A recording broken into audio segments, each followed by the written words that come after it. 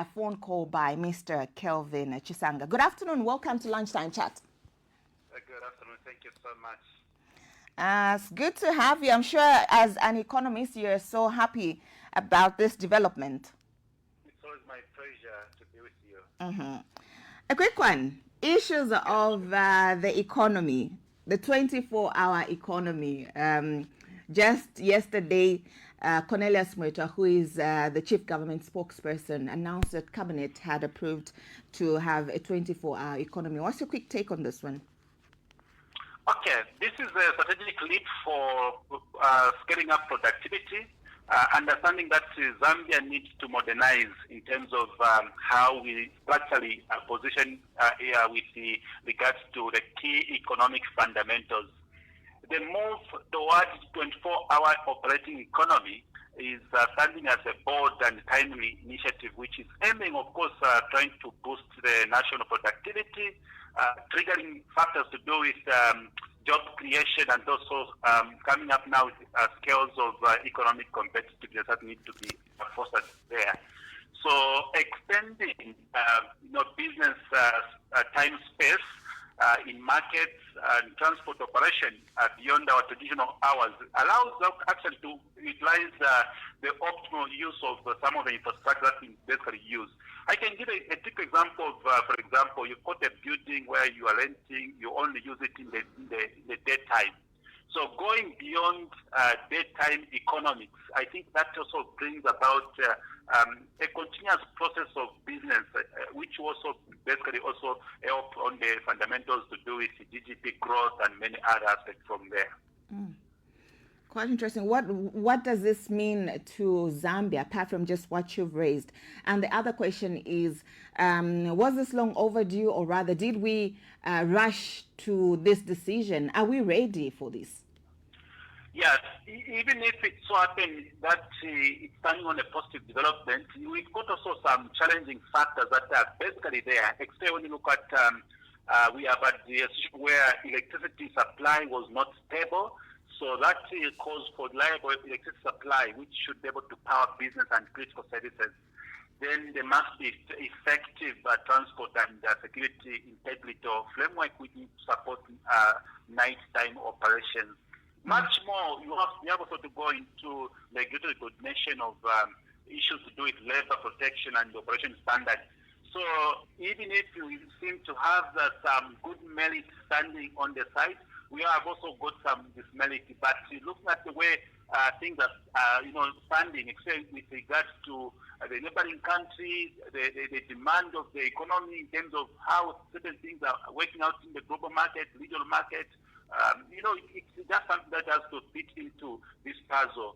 But again, it comes with a number of good elements in terms of trying to increase the latent capacity in certain key sectors like retail, manufacturing, issues to do with logistics and transport, hospitality as well. So it also creates an opportunity because you see, we are at a point where we are only utilizing one part of the face, that is daylight economics. But when you go beyond the night, obviously there are sectors that are doing night shifts and all those things like hospital, operation, health and all that. But again, it also calls for us to see how best we can bridge the gap and also scale up auxiliary services like, security services. We also need to employ more people if it's public workers like police officers. I think that is what's actually going to demand. But again, the whole point is that we have to look at it in a very flexible way so that we can actually have that operational window for growth. Do you think this will definitely address the issue of job creation and unemployment? Because you only talked of the security aspect of this 24-hour economy. Okay, so maybe the concept here is that from the microeconomic perspective, this will basically unlock a number of potential elements that should be able to be put in place. For example, in the case of retailers or retail shops, there will be more people that can actually be working in shifts.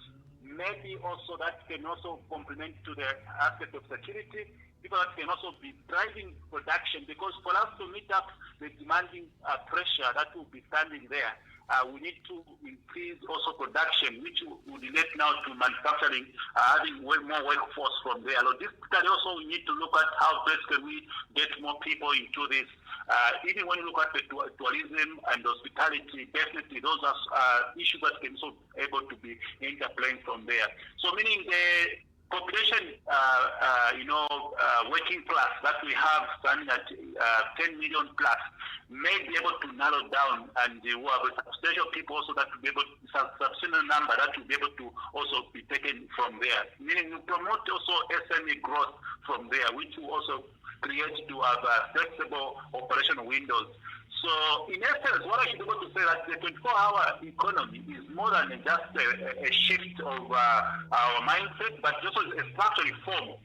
If you were to connect some of the things that are happening, I'll give you a specific example of free education. When we have gone into free education, we are creating a productive society which will need to come and have that absorptional kind of situation in terms of taking up employment and all those sort of things from there. And the issue that is also taking place there is that we are now getting into industry-based kind of education learning pattern, which requires that we can now go on the overdrive of skills development and vocation training. That will also fit into science and technology kind of, job creation, which will also help Zambia to start now putting value addition, and you will be able to offload in the regional market from that perspective, meaning that going out to broaden the scope around export market, export basket as well. The question is, do you think Zambians themselves are ready? Yes, this has to be a collective kind of approach. But the question is, do you think Zambians are ready for this, or rather they needed some sensitization, some engagement with stakeholders and even traditional leaders? You see, the biggest part here is that some of the things we don't need to tell people to be ready, but of course some of these things come naturally. If we open up the market for investors who want to come and work the concept that we are trying to propose. Obviously, this concept is a model that has been working in other markets. Like, for example, we are also just following what basically is happening in Tanzania, what's happening in Ghana. They have opened up all these situations. So we may be lagging behind the silent war, if we don't take up certain steps in terms of policy, instrumentation. What we are trying to do, we are looking at it in two-fold. We are trying to make sure that we basically get more people to be more in production, and also we are trying to see if we can stimulate the growth of the GDP profile to see how best we can fit up some of the missing gaps. By so doing, on the macroeconomic perspective, we'll be able to meet up the tax basket. On the side of micro prosperity, we'll be able to have people that can have disposable income at household level. That can also meet up a number of good expectations from that point. Here is a situation where we're talking of time to be now a strategic resource asset, meaning the whole entire night, nothing is happening productively. So if we can utilize that space, it could actually be able to change the narrative for Zambia. Meaning, even when we have a population that is growing with 3.5%, we can grow now the economy double the size of that population growth. All right. The other concern is people are saying, is this a political move?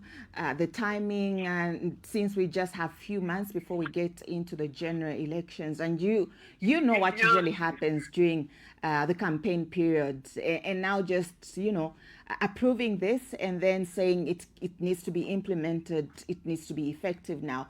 Is this good timing, according to you? As an economist? You see, the biggest part that we always see is that, this is a challenge for this particular year. This particular year might even be carrying some good elements and policy effects in terms of trying to implement some of those that are inclined to the budget planning and the policy projections. The biggest part is that whatever good thing that can even be implemented by the current regime, because of the political nature, that can also make public perception lonely in the case. Because what is happening right now is that even if it's an election year, the current government should be able to continue working, perfecting certain policy framework. And it should not stand to say any good thing that they want to make, we're trying to make it as a political leverage. It shouldn't happen like that. I think we need to see it from a economic point of view. Zambia should be a well-centered interest for all of us. It should not just be an element of saying, unless those people are in power, that's when we can see some of these things happening in their own policy dynamics. No. I think, for me, the success story in the case is that Zambia should be the bigger part in whatever we're trying to actually work out from this deficit. Mm-hmm. What would be your closing remarks to business owners, those that are into business, into the transportation sector? What would be your message to people running businesses and even people who would be participating in the buying and selling in trade? The 24-hour economy is both an opportunity and a risk. We need to ensure that we see the opportunity that is lying there, and also we need to find some models and the mitigative method of working around challenging risks that can be there. Obviously, if successfully implemented, it can enhance a number of good elements, both on business individuals as well as public confidence that should be able to be triggered for investors to pump in more, business undertaking sort of, involvement, and also to bring that ecosystem that is required for Zambia, except at a point when we are promoting modernity of life in terms of production and consumption patterns. Okay. Well, Mr. Chisanga, thank you very much for speaking to us. My pleasure. Thank you.